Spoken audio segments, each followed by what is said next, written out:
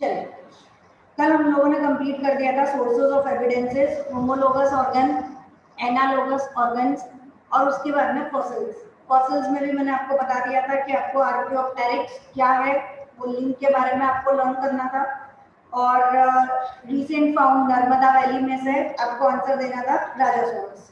ये दो चीजें आपकी इंपॉर्टेंट रहेंगी, वो मैंने बता दी कहाँ से आपको लेनी है, लिख लो। नेक्स्ट हम लोग टेक्स्ट बुक में से ही ले रहे हैं इवोल्यूशन बाय स्टेजेस। उसमें आप लोग 7th लाइन मार्क करेंगे। एक्चुअली हमारा क्वेश्चन जाएगा कि give example of evolution bye stages. ये किस चीज का एग्जांपल हम दे रहे हैं? ये एग्जांपल है इस बात का कि जब भी कोई नई चीज इवॉल्व होती है ना, कोई नया स्पीशी बना, या जैसे हमने बोला कि रेप्टाइल से बर्ड बना, तो ये जो चेंजेस हो रहे हैं ये एकदम सडन नहीं होते। ये कैसे होते हैं? The evolution occurs by stages, धीरे धीरे करके हम वहां तक पहुंच पाते हैं। तो अपनी इस बात का हमें प्रूफ देना है कि give some examples to show that evolution occurs by stages. It is a gradual process, slow process which occurs step by step. जो भी लैंग्वेज हो, इसमें आपका 7th लाइन से आप मार्क करेंगे even an intermediate stage such as a rudimentary eye can be useful to some extent. This might be enough to give a fitness advantage. In fact, the eye, like the wing, seems to be a very popular adaptation. Insects have them, so does an octopus, and so do vertebrates. क्या बता रहे हैं कि भाई हम एक example ले रहे हैं आई का। आई इंसेक्ट्स के पास, आई ऑक्टोपस के पास, आई वर्टिब्रेट्स के पास, लेकिन सब में अपने अपने अलग अलग काम है, अलग अलग तरीके हैं। किसी की आय जो है वो कंपाउंड आय होती है, मोजाइक आय होती है। जैसे कभी आपने सुना बाई चांस की जैसे कॉकरोच है, तो वो अगर किसी चीज़ को देख रहा है तो उसकी अलग अलग इमेजेस उसके आंखों में से बनती है, और फिर वो उन इमेजेस को कंबाइन करके उसका ब्रेन बताता है कि हाँ भाई ये चीज़ है, या जो भी वो पहचानता है वो उस तरीके से चलता है। तो इवोल्यूशन बाय स्टेजेस, आँख पहले कुछ थोड़ा सा काम करती थी। कई ऑर्गेनिज्म ऐसे हैं जिनकी आय पीछे तक चली जाती है, उनको फायदा मिलता है। क्या मिलता है कि भाई उनको प्रे या प्रीडेटर इधर से भी नजर आ जाए, इधर से भी नजर आ जाए। हमारी आइज जो है वो फ्रंट का देखती हैं और इधर इधर साइड का देख सकती है, बैक का पार्ट नहीं दिखता। तो ये इवोल्यूशन बाय स्टेजेस, धीरे धीरे धीरे करके ये आईलिड्स बन गए। क्यों बन गए भाई? बाहर से जो डस्ट आ रहा है उसे रोकने के लिए। तो हर एक के पास हर एक चीज नहीं होती, धीरे धीरे करके हम यहाँ तक इवॉल्व हुए। तो आपको आंसर देना है रूडिमेंट्री आई। खाली एक वर्ड आपको चाहिए, रूडिमेंट्री आई। उसके बाद नेक्स्ट पैरा में 3rd line, feathers for example can start out as providing insulation in cold weather but later they might become useful for flight. ये हम प्रोबेबिलिटी लेकर चल रहे हैं कि पहले जो फेदर्स थे वो काय के लिए? अडेप्टेशन के लिए। किस चीज़ के अडेप्टेशन के लिए बने थे? कि बाहर का जो एनवायरनमेंट है बोले वो ठंडा है, तो उस ठंडक से बचने के लिए फेदर्स का अडेप्टेशन हुआ। ठीक, लेटर ऑन यही फेदर्स जो है वो कन्वर्ट हो गए विंग्स में, ऐसा हम मान के चलते हैं। एडाप्टेशन हुआ एंड इवोल्यूशन बाय स्टेजेस। तो पहले फेदर्स जो थे वो सिर्फ वार्मथ का काम करते थे, हीट प्रोवाइड, इंसुलेशन का काम करते थे। बाद में वो मॉडिफाई हुए इनटू विंग्स, और उसके बाद में जो भी ऑर्गेनिज्म है उसने उड़ना चालू कर दिया। तो it is step by step. अब इसमें सबसे मोस्ट इंपॉर्टेंट पार्ट आपका लास्ट 1 2 3 4 5 6 लास्ट 6th लाइन इस पेज की, वहां से हम लोग चालू करेंगे। अब हम लोग बात कर रहे हैं अबाउट आर्टिफिशियल सिलेक्शन की। आर्टिफिशियल सिलेक्शन का मतलब क्या होता है कि ये सब चीज़ें तो नेचर ने सिलेक्ट कर ली, अपने आप अडेप्टेशन होता गया, अपने आप नई नई चीज़ें इवॉल्व होती चली गई। अब ह्यूमंस ने आर्टिफिशियल सिलेक्शन किया।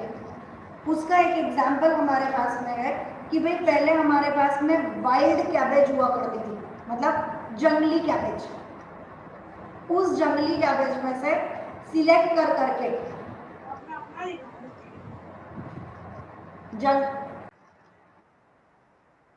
जो वाइल्ड कैबेज है उस वाइल्ड कैबेज से ही नॉर्मल अपन जो कैबेज खाते हैं वो बना, ब्रोकली बनी, कॉलीफ्लावर बना, रेड कैबेज बना, कोलरबी बना।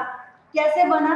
तो हमने आर्टिफिशियली सिलेक्ट किया। तो आपको ये लास्ट 7th लाइन से मार्क करना है, arrested flower development and have bread broccoli.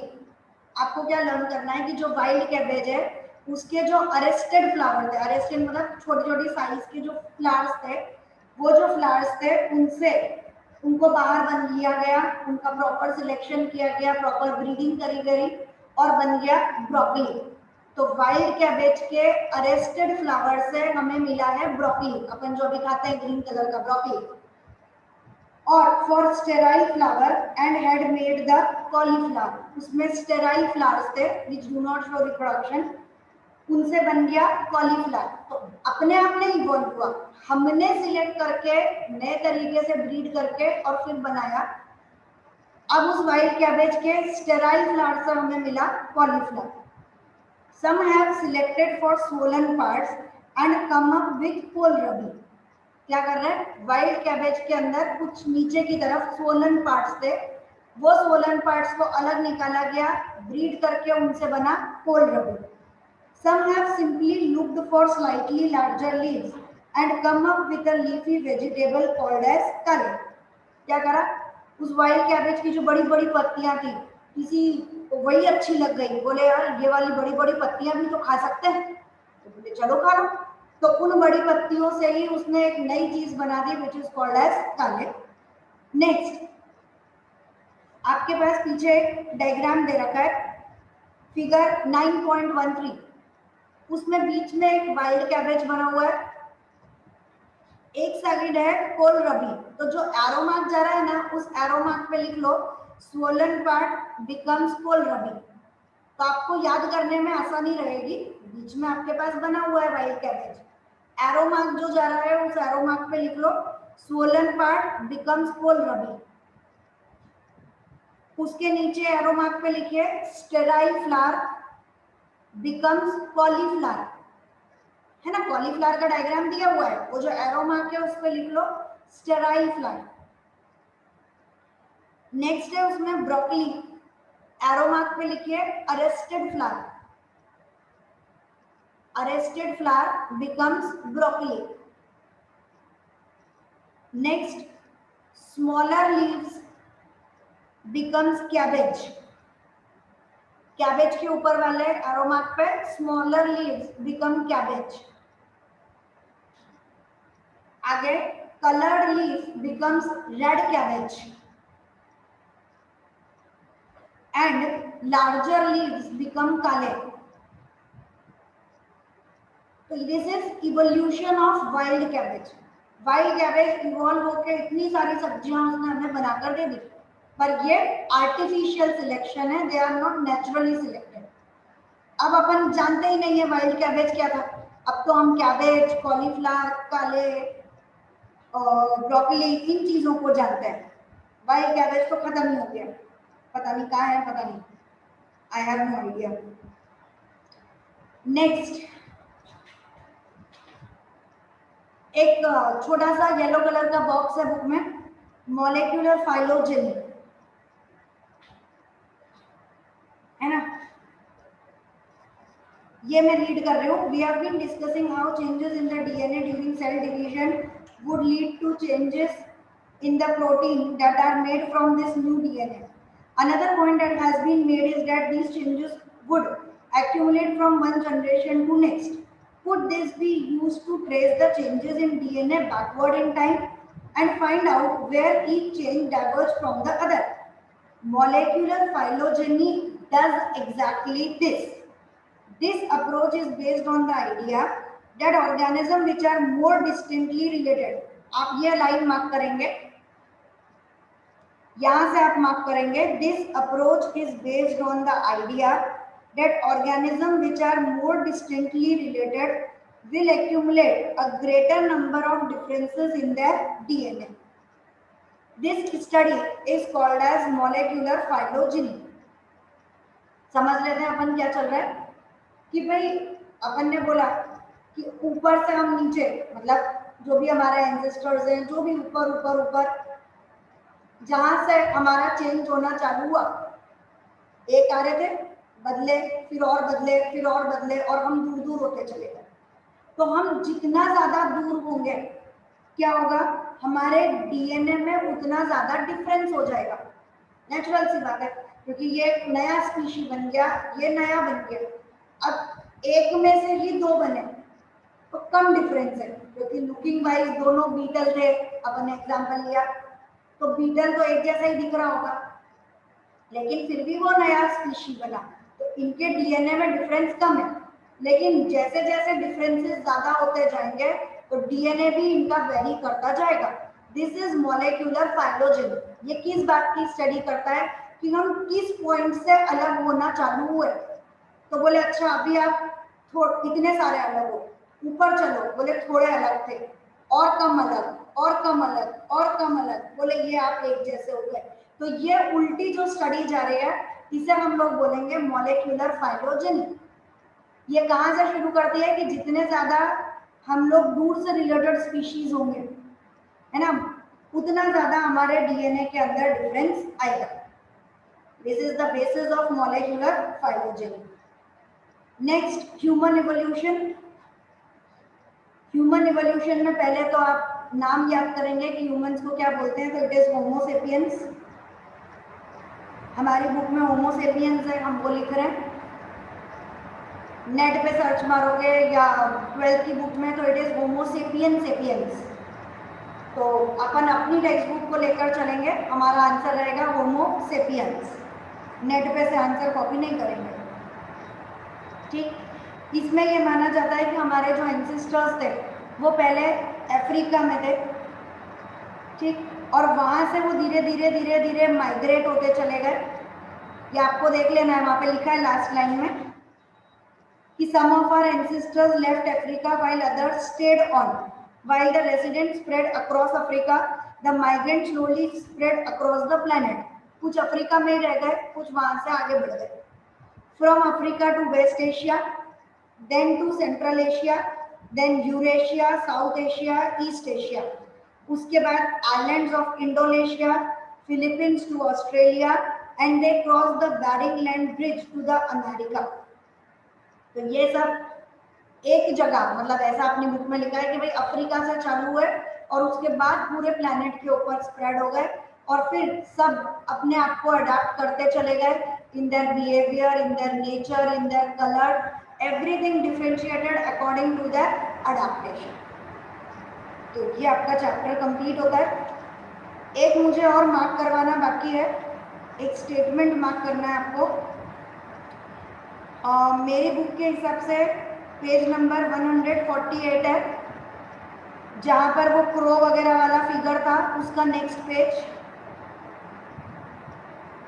जहां पर ने पूरा वो नेचुरल सिलेक्शन और वो सब कुछ मार्क किया था, वो वाले पेज पर जाइए।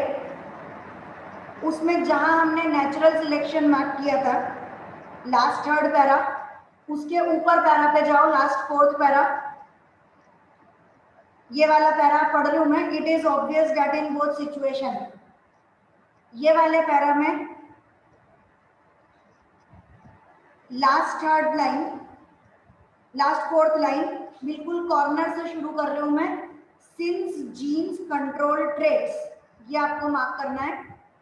Since jeans control traits, we can say that frequency of certain genes in a population changed over generation. क्या बोल रहे हैं हम लोग कि जनरेशन टू जनरेशन जो जीन्स की फ्रीक्वेंसी है वो चेंज होती है। This is the essence of idea of evolution. तो इवोल्यूशन का मेन आइडिया, अगर हम उसकी मेन बात को पकड़े तो वो मेन बात क्या है कि जीन की फ्रीक्वेंसी चेंज होगी, इसलिए इवोल्यूशन कॉज होगा। तो क्वेश्चन यही है कि what is the essence of evolution. तो आपका आंसर है since gene control traits we can say that frequency of certain genes in a population change over generation. This is the essence of idea of evolution. ठीक, चलिए chapter complete. अभी और अभी एक आध टॉपिक और बता रही हूँ, चलो कंप्लीट नहीं कर रही हूँ, एक और ध्यान में आया कि हाँ मुझे करवाना है। नेक्स्ट हम लोग अभी पढ़ेंगे जरा सा 5-10 मिनट डार्विन के बारे में। चार्ल्स डार्विन, चार्ल्स डार्विन ने हमें 2 थ्योरी दी थी, नाम लिख लीजिए, theory of natural selection and survival of the fittest. आपकी बुक के हिसाब से पेज 149, आपकी बुक मतलब अपनी बुक एनसीईआरटी, बॉक्स में दे रखा है चार्ल्स रॉबर्ट डार्विन। इनकी 2 थ्योरीज हम मेन पढ़ते हैं, theory of natural selection and survival of the fittest.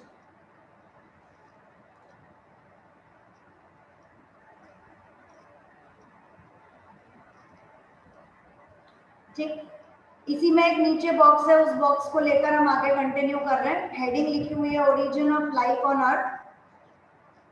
Darwin का नाम मानना था कि भाई लाइफ जो है वो इवॉल्व हो रही है, नए से नए बनते जा रहे हैं, इवोल्यूशन कॉज हो रहा है। डार्विन ने अपनी पूरी थ्योरी को इवोल्यूशन पे बेस्ड रखा। मेंडल ने जो भी स्टडीज करी उन्होंने अपने आप को हेरिडिटी के बारे में हमें ज्यादा एक्सप्लेन किया कि कैरेक्टर्स एक जनरेशन से दूसरी जनरेशन में कैसे ट्रांसफर हो रहे हैं। लेकिन दोनों में से किसी ने ये नहीं बताया कि लाइफ अर्थ पे कैसे ओरिजिनेट हुई, how the life has been originated on the earth. इसके लिए हम लोग पढ़ते हैं नेक्स्ट पैरा में, आपको वो येलो वाले बॉक्स में लिखा हुआ है, JBS Heldon, a British scientist, suggested in 1929 that life must have been developed from some inorganic molecule। क्या मानना था उनका कि लाइफ जो है वो इनऑर्गेनिक मॉलिक्यूल से बनी है।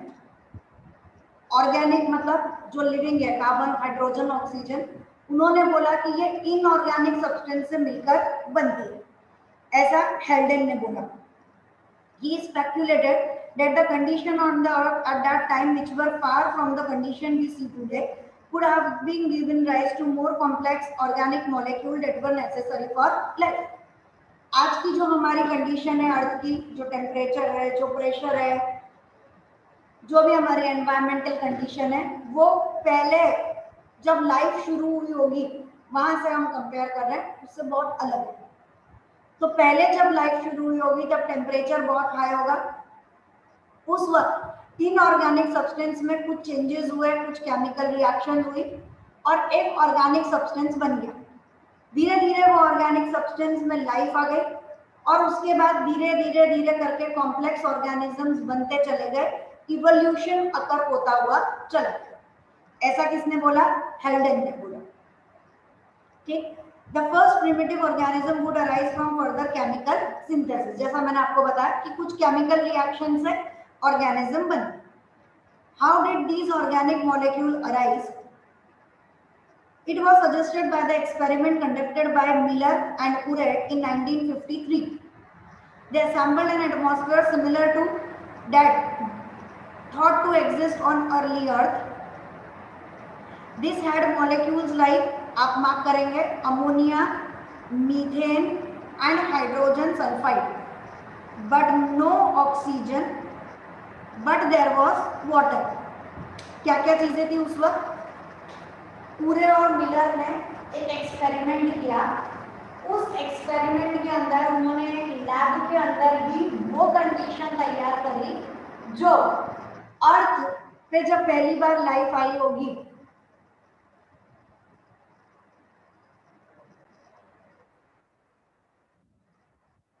हम लोग बात कर रहे हैं कि भाई पूरे और मिलर ने एक एक्सपेरिमेंट किया। इस एक्सपेरिमेंट में उन्होंने अपनी लैब में वही कंडीशंस बनाई जो मानी जाएगी कि उस वक्त ही जब पहली बार लाइफ ओरिजिनेट हुई। उस कंडीशन को बनाने के लिए उन्होंने क्या किया? अमोनिया NH3, साथ में मीथेन दैट इज CH4 और हाइड्रोजन सल्फाइड लिया। यहाँ पर ऑक्सीजन अभी नहीं है और ये सब कुछ के साथ में प्रेजेंट है वाटर। इस वक्त उन्होंने temperature less than 100 degree Celsius रखा, 100 डिग्री सेल्सियस से थोड़ा सा कम, और बीच बीच में स्पार्किंग करी। स्पार्किंग क्यों? जैसे लाइटनिंग अगर होती है ऐसे उन्होंने बार बार बीच में लाइटनिंग करी। ऐसा उन्होंने पूरा एक लैब में एक्सपेरिमेंट किया। थोड़े दिन बाद, थोड़े दिन मतलब करीब करीब एक वीक के अंदर उन्होंने देखा कि जो भी उन्होंने यहाँ पे कार्बन रखा था, मीथेन रखा था, उसका 15% पार्ट जो है वो ऑर्गेनिक सब्सटेंस में कन्वर्ट हो गया। उसके अंदर अमीनो एसिड भी था, उसके अंदर प्रोटीन भी था। जैसे हमारी बॉडी में भी प्रोटीन चाहिए, अमीनो एसिड चाहिए, तो ये सारी चीज़ें उस ऑर्गेनिक सब्सटेंस में भी उन्हें देखने के लिए मिली। तो definitely the experiment was successful. ठीक है, this experiment was done by Urey and Miller just to prove the Haldane theory. मतलब हेल्डन ने जो बोला था कि जो भी पार्ट है वो इनऑर्गेनिक सब्सटेंस से बनता है, तो ये सारे उन्होंने इनऑर्गेनिक सब्सटेंसेस लिए, अर्थ जैसी कंडीशंस डेवलप करी और उसके बाद में उन्होंने अपना एक्सपेरिमेंट कंप्लीट किया।